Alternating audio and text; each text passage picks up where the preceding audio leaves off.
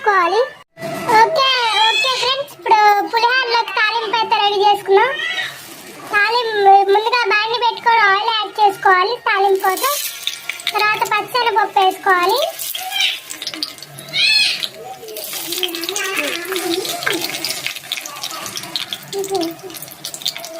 మినపప్పు వేసుకోవాలి.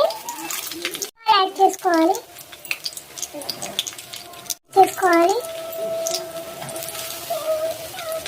తర్వాత శనక్కాయ పప్పులు యాడ్ చేసుకోవాలి. ఇవన్నీ వేగేదాకా బాగా కలుపుకోవాలి. అప్పుడు మీకు కరకరలాడుతూ ఉంటాయి. పచ్చిమిర్చి కరివేపాకు యాడ్ చేసుకోవాలి. పచ్చిమిర్చి మధ్యలో ఘాట్లు పెట్టి యాడ్ చేసుకోండి, బాగుంటుంది. అప్పుడు జ్యూస్ అంతా దిగుతుంది పులిహోరలోకి. చూసారా ఎంత బాగుందో. పసుపు వేసేసుకున్నాం. ఇందాక రైస్లో యాడ్ చేస్తే పచ్చి వాసన వస్తుందని ఇప్పుడు యాడ్ చేస్తాను మా మమ్మీ. మీరు కూడా ఎలానే చేయండి,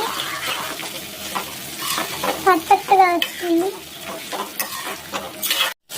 ఓకే, తాలింపు అయితే వేగిపోయింది. ఇప్పుడు రైస్లో కలిపేసుకుంటున్నాం.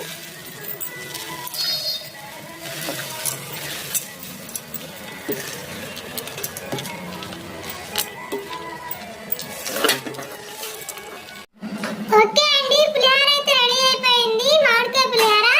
ఇప్పుడు నేను టేస్ట్ చేసి చెప్తాను ఎలా ఉందో.